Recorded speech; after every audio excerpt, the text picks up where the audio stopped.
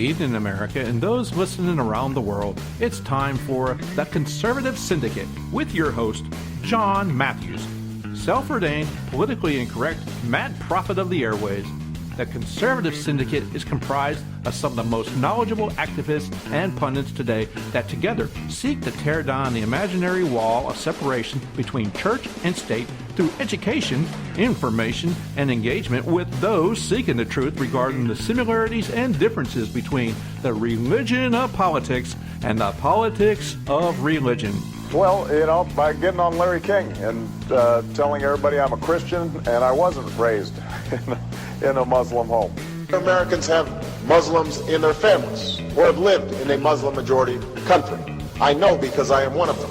As a boy, I spent several years in Indonesia and heard the call of the azan at the break of dawn. I have known Islam on 3 continents before coming to the region where it was first revealed. That experience guides my conviction. Unless we get on our high horse and think this is unique to some other place, remember that during the Crusades and the Inquisition, people committed terrible deeds in the name of Christ.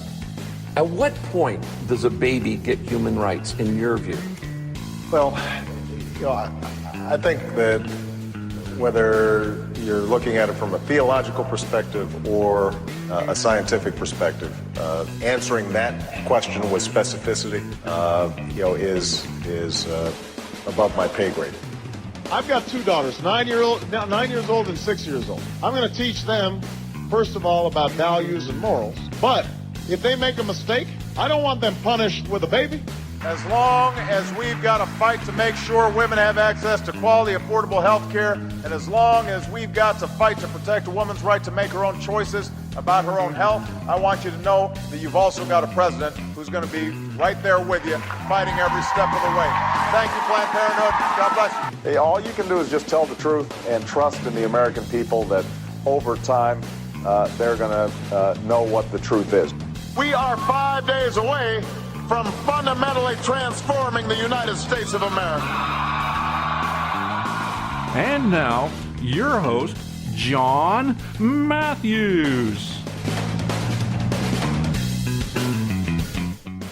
Well, hello again, everybody out there in Radio Land and those listening around the world on the internet. This is the Conservative Syndicate, the nationally syndicated show that opposes the leftist progressive agenda. And how do we do that? The Conservative Syndicate is a show that tears down that imaginary wall of separation between church and state. We at the Conservative Syndicate seek out to tear down that wall through education, information, and engagement with those who seek the truth regarding the religion of politics and the politics of religion. Because it is time, people, to reclaim our standing as one nation under God. And no, I am not Jon Matthews. You can probably tell that. This is Joe Hakos. I'm here sitting in for Jon, who is out terrorizing the neighborhood near you. No, Jon is, he is our mad prophet, and he is on vacation. He'll be back next week. Hopefully all refreshed. He'll have some stories to tell, I hope, and hopefully he will share them with us. It'd be really fun to see what he has to say. Wherever he is out in the world, I can't recall where he was going, but I'm sure some tropical no, it's probably not even that. He's probably out wandering and seeing if the polar bears are actually floating on ice chunks because of global warming or something. Jon is like that. He would do such a thing. No, he might be out there just sitting there getting his little umbrellas in his drink, just kind of relaxing and having a great time. Again, folks, it's an honor to be with you tonight and every night this week. It's really good to be with you. It is an honor, and I do thank you very much. I know you folks have other things you could be doing other than listening to me, and we do appreciate that here at the Conservative Syndicate. So, again, thank you for taking your time out of your day. Well, it's the middle of the week, and it's always, there's so much we could always talk about. And just kind of looking over the news here and seeing a couple things. And without question, it's something we always knew, but Tom Brady likes his balls a little softer. So Just saying that, I don't really care about if Tom likes his softballs, but he likes them softer, so we're just going to let that one roll.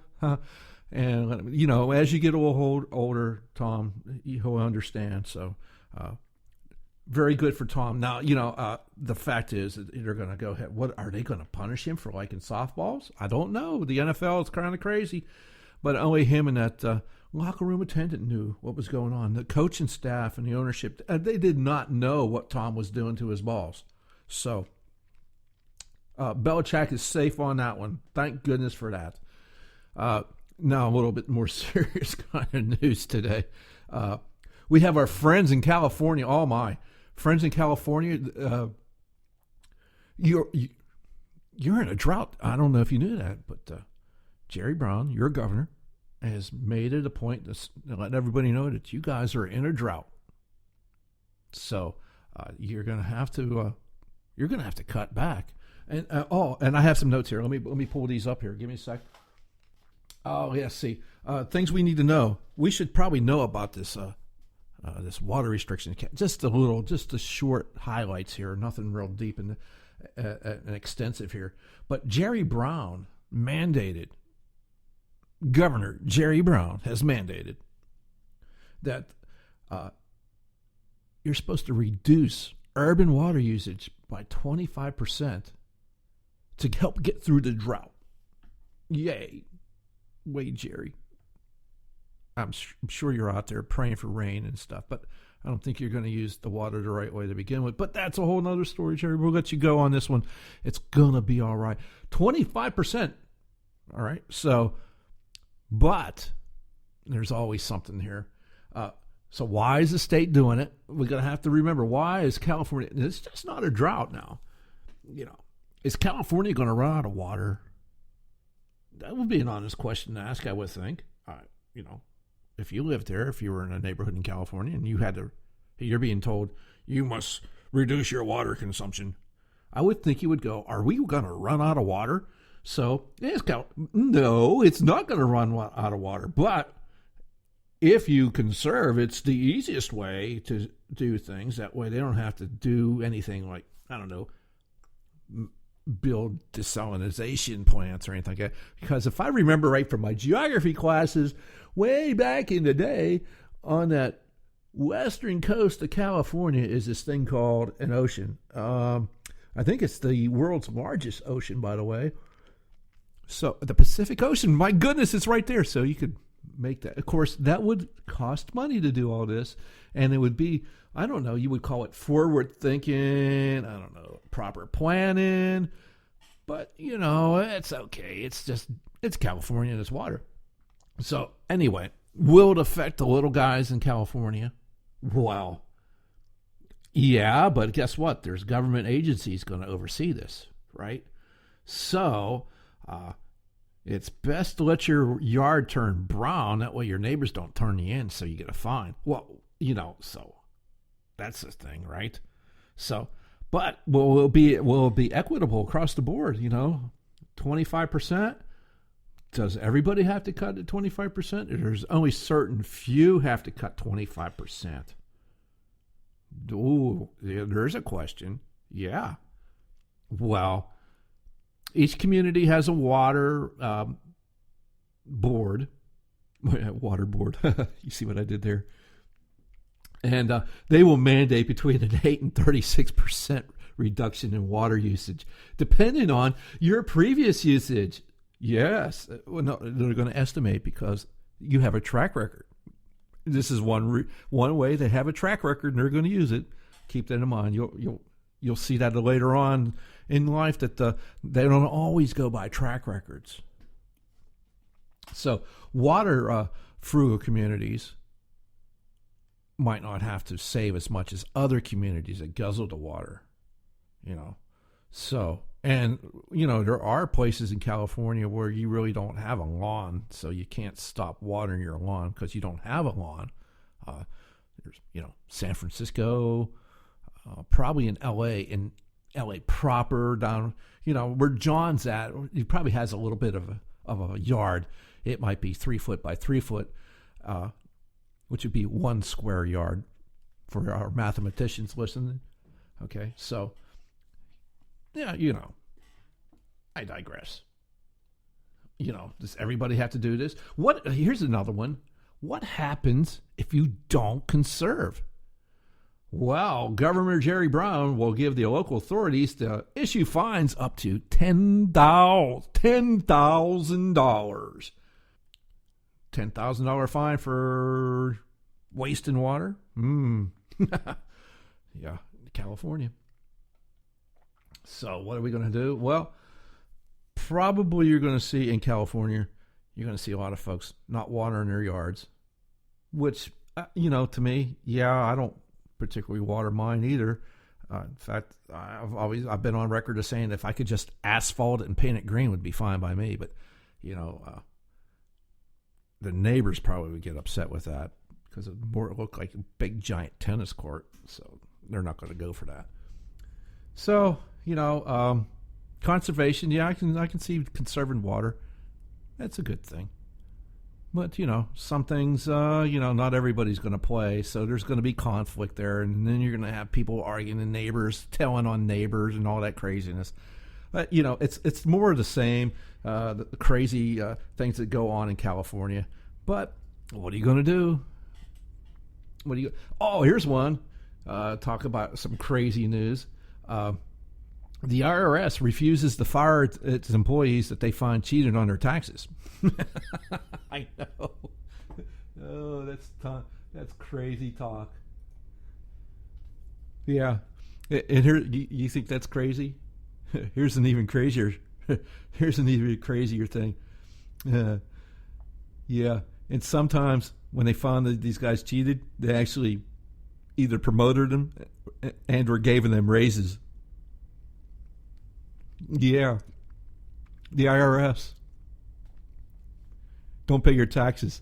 Cheat. Get promoted. Yeah. And then blame everything on the fact that you don't have any money because your budget hasn't been increased and you have to pay out more and you have to do more with less because you have to work, trying to enforce the Obamacare mandates. Yeah. Okay. So we're going to go ahead and pay these guys more for cheating. And then, heck, sometimes we're going to go ahead and promote them. In about 60% of the cases of willful violation, IRS managers found mitigating circumstances and refused to fire the employees, even though the law calls for that penalty. In some cases, managers didn't even know the documents why they were overridden the penalties. The Treasury Inspector General for the Tax Administration said, that would be J. Russell George. Well, the IRS, should they play by the rules? It's just the IRS, right?